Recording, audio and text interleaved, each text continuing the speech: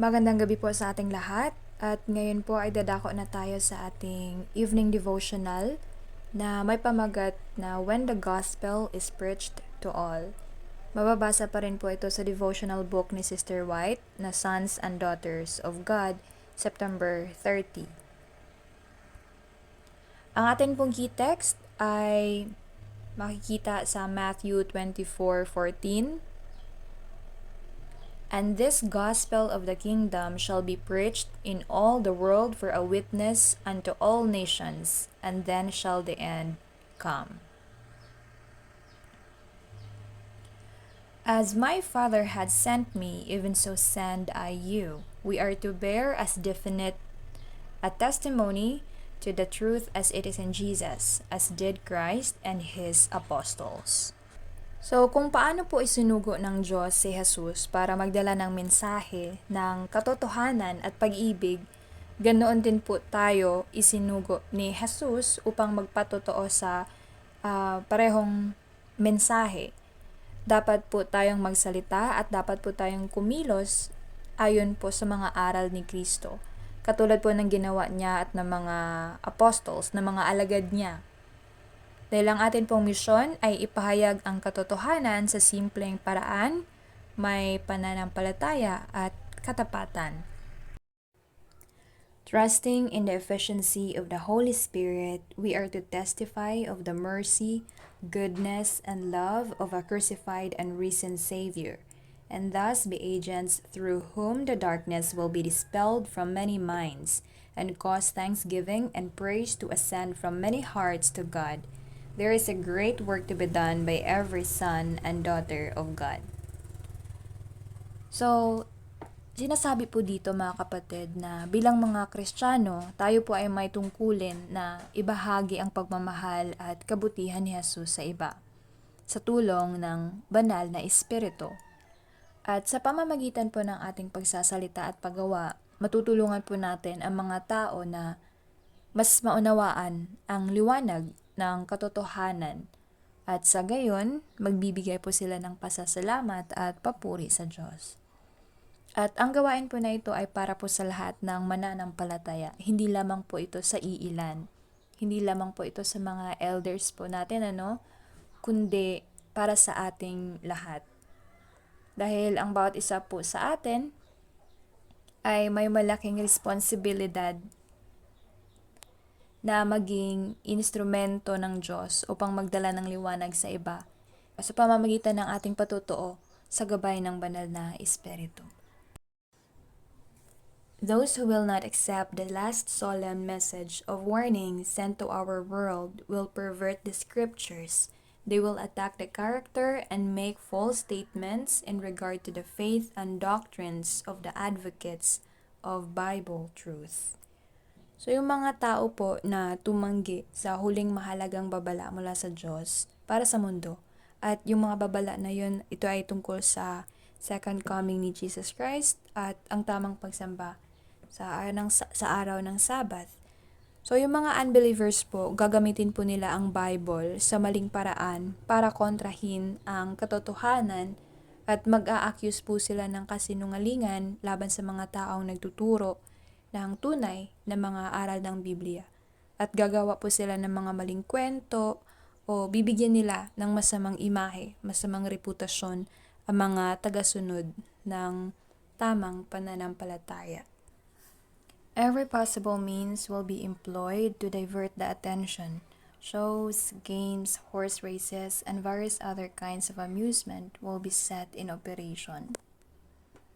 So, ang mga palabas po, mga laro, karera, even the social media, at iba't ibang uri ng kasiyahan o mga entertainment ay ilalagay po ng kaaway sa harapan ng mga tao upang maibaling ang kanilang interest sa mga bagay na walang kabuluhan.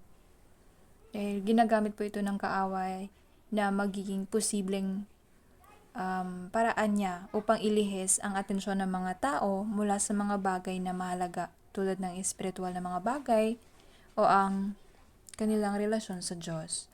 So, ang layunin po talaga ni Satan ay matanggal ang focus ng mga tao sa mga mas makabuluhang aspeto ng buhay. An intense power from beneath will stir them up to oppose the message from heaven. Let us rally under the banner of Prince Emmanuel, and in the name and strength of Jesus, press the battle home. So nagsasaad po dito na mayroon pong matinding puwersa na nagmumula sa kasamaan na mag-uudyok sa mga tao na tutulan, magdi-disagree sa message mula sa Diyos.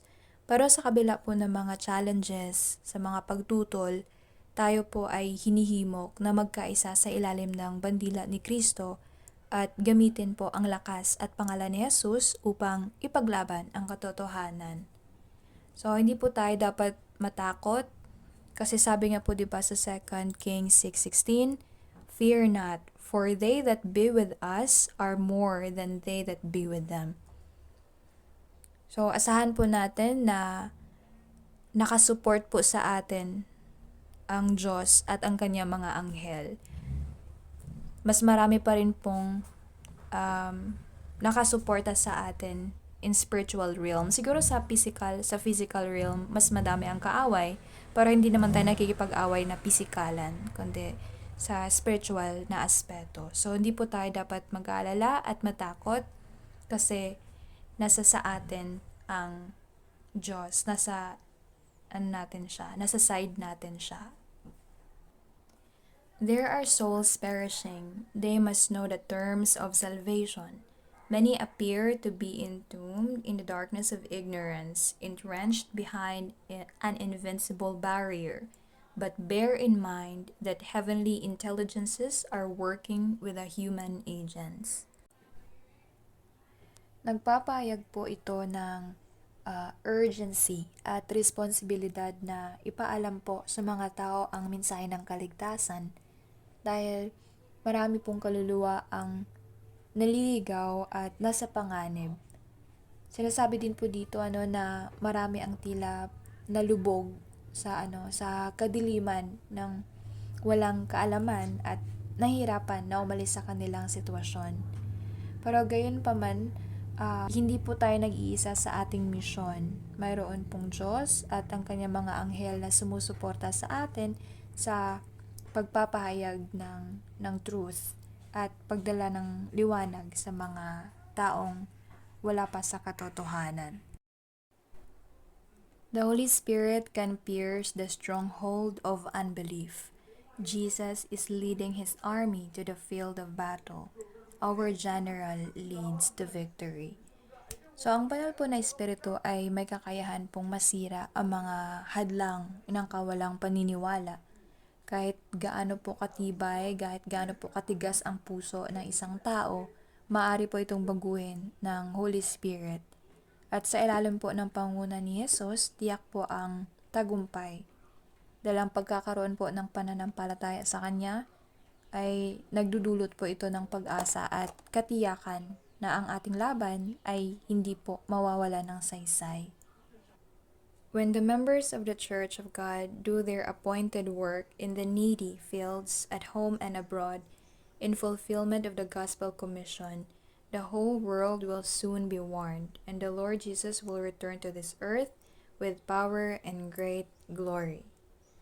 So kapag po ang mga miyembro ng simbahan ay nagtatrabaho para sa mga nangangailangan at susunod po sa utos ng Diyos na ipahayag po ang gospel, mas marami pong tao ang maabot at makakatanggap ng mensahe ng kaligtasan.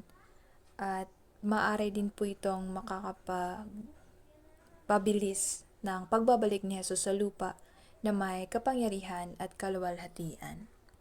God will do the work if we will furnish Him the instruments. So, ang Diyos po ay handang kumilos at gumawa ng mga bagay kung tayo po ay magiging kasangkapan o instrumento sa Kanyang plano. Mahalaga po ang ating cooperation at ang ating pagtulong. At sa pamamagitan po ng ating pagsisikap at pagkilos, maihahanda po natin ang daan para sa Diyos na gumalaw at magdala ng mga pagbabago. So kung tayo po ay magiging bukas at handang tumulong, gagamitin tayo ng Diyos upang maisakatuparan ang kanyang mga layunin.